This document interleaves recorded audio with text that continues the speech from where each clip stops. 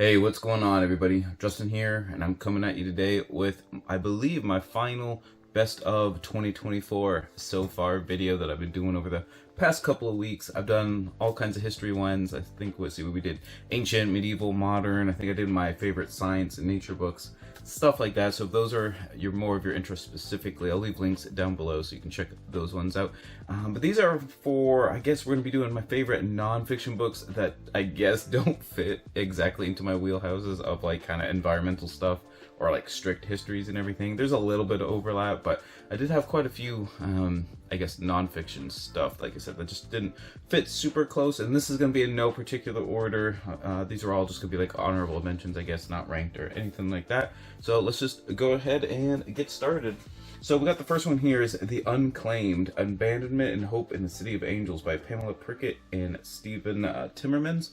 And this is a brutally good read. Does that make sense? I hope it makes sense. This is all about kind of just dealing with what happens to unclaimed bodies after someone passes away. There's 4 case studies that are described super in-depth in this book.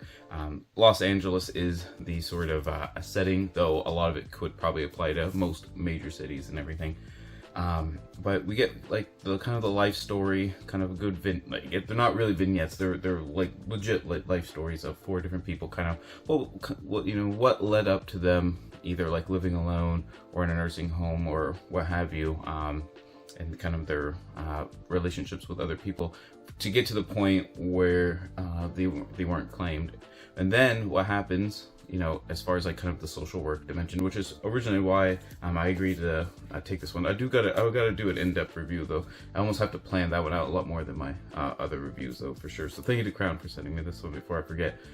But yeah, like I said, it's kind of dealing with social work stuff, even though I don't deal with deceased people or anything like that. I just figured it'd be something for me to kind of expand my knowledge base on and everything. And very eye-opening. The authors do a great job though dealing with such like a delicate topic, but still getting their points across and everything, kind of making their opinions known towards the end, like what could be done. Just for example, in some cases, certain federal and state laws make it somewhat difficult for friends, for example, to claim the body if there is like kin available, but they just choose not to.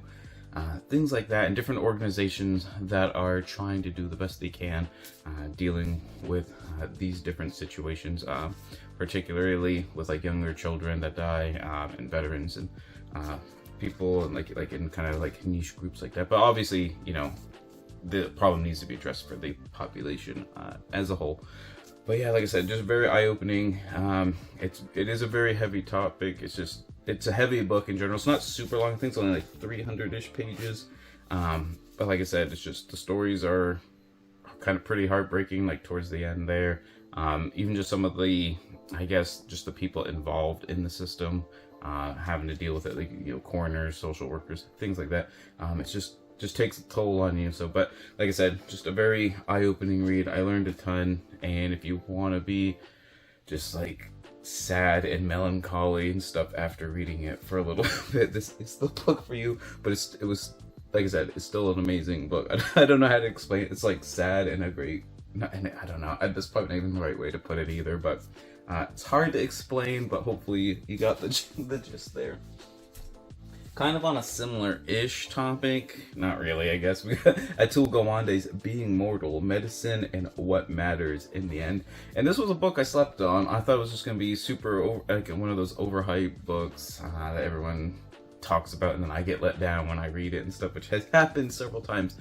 But that was not the case. This was a banger, and I wish I had read it like when I first picked it up like six years ago. I was 5-6 years ago, something like that.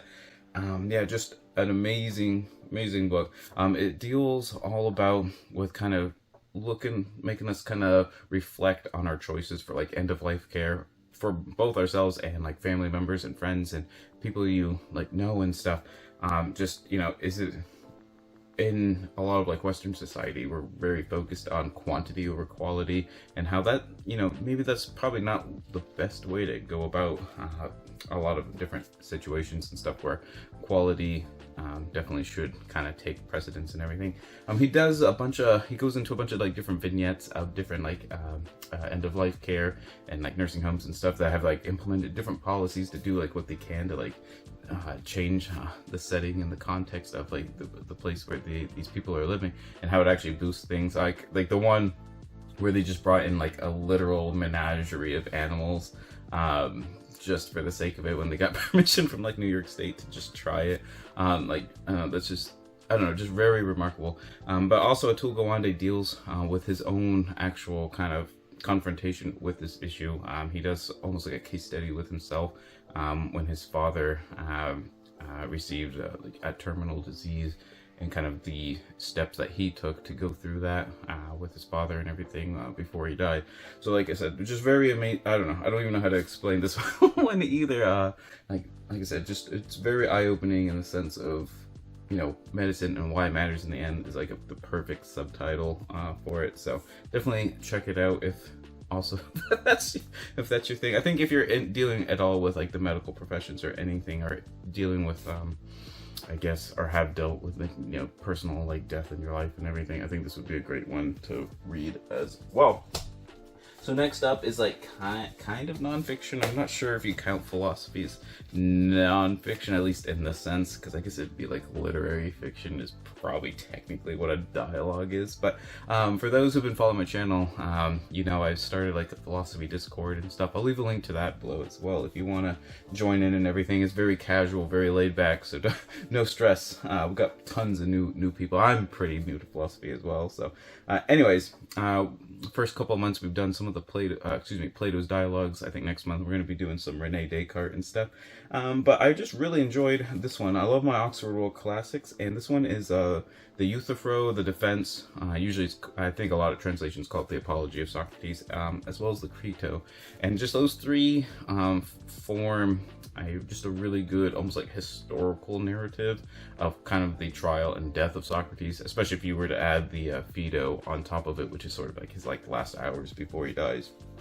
But just dealing with a whole bunch of different kind of philosophical concepts. But the dialogues are just, I forgot how good the dialogues are actually written. Like, they're just so readable. Like, you know, a lot of people get intimidated by philosophy stuff and everything, but I don't know, Plato's dialogues, you really can just approach them from like, you know, just like baseline stats. You don't need like really any background or anything like that. But it's just been fun, some of the discussions we've had. You know, the Euthyphro dealing with, you know, the nature of piety and what makes something good. I won't go into Euthyphro's dilemma here, but I might actually do some deep dives on a few of these, just to kind of see, kind of like, I don't know, see if I can like actually like remember and learn everything fully by, you know, I guess like trying to teach you to, I don't know. I don't think that probably doesn't seem like make sense.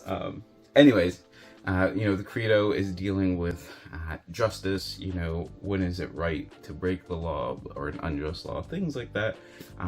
And obviously, like, you know, the apology of Socrates is kind of like, you know, the defense of like the philosophical life and everything. But I just really enjoyed it. Like I said, I forgot how good some of these dialogues actually were. I even like made a Plato notebook here that I don't know, hopefully like that actually like panned in or focused in there. But I've been taking notes and sharing them with people on the Discord, and we've been asking questions and things like that. So I'm actually, like I said, I've been actually taking some like deep dive like notes for once. So it's been kind of fun relearning how to like annotate and do notes and everything like that. But yeah, like I said, we've been doing more philosophy, and those were the ones I really enjoyed.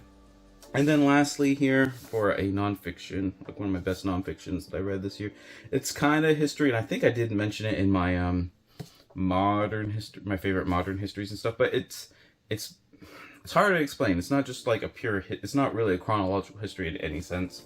It's the Soviet Century Archaeology of a Lost World by Karl Schlegel, and this was translated from the German, and it still came across really good. The reason I'm including this one is not only is it more like a collection of essays on social history, like totally tons of just different things, like just for example, like you know, when people under the USSR had to like live in forced apartments with tons of other people and stuff, what was that actually like when you were like in crowded cramped conditions in the city, and these boring apartment blocks and stuff, waiting in lines for tons of different reasons, in the ticket system. So what was that really like?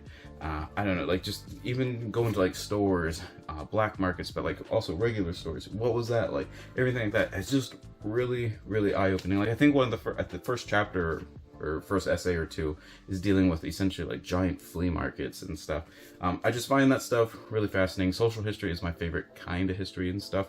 But the reason I'm also including this one, I felt this one deserved it just because it's a monumental giant work. I think this is like 900 pages. I read this for, well, I guess I read most of it for March of the Mammoths way back in March. But it never in a million years would I've really, like, if 10 years ago you asked me to read a 1,000-page social history of the USSR, I would just, like, laugh at you. But after reading it, like, the whole thing is, like, a vibe. Like, you just get the whole, like I said, it's not a chronological history, but you get sort of the sense of just the grit and determination that a lot of these people, dealing with purges, dealing with just, an infrastructure that did not really support them for like the majority of its history and stuff. Different kinds of forced labor.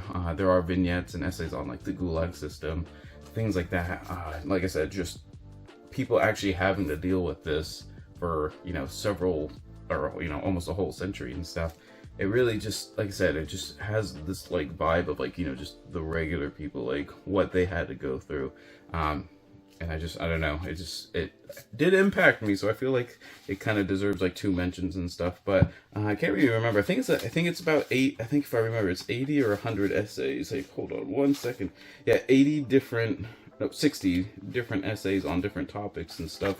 So yeah, just real crazy, like, clothing, for example, borders, how did you get like passports and, go places and everything like that. Cookbooks I thought was actually a really fun one. Pianos, when those became a big thing under the Soviet Union. I don't know, like I said, it's hard to explain as well, but it is like a vibe. And I know a lot of people love like kind of Russian literature and that kind of thing, especially like in the 19th century, early 20th century. And it's almost it's almost like a sequel to that in a way. I feel like kind of like the themes and stuff that's kind of going on there, it's kind of carried over into like the USSR era. So anyways, like I said, I really enjoyed it, and I didn't think I was really gonna like it nearly as much as I did, so I'm super pleased that I read it. So there you have it. Those are 4 nonfiction works that I think were my favorite ones that weren't like directly related to like a certain historical topic or like the environment and stuff like that. Let me know what your favorite nonfiction book that you've read so far this year is. I'm always on the lookout for great recommendations, and whether you're reading nonfiction or not, always remember, read victoriously.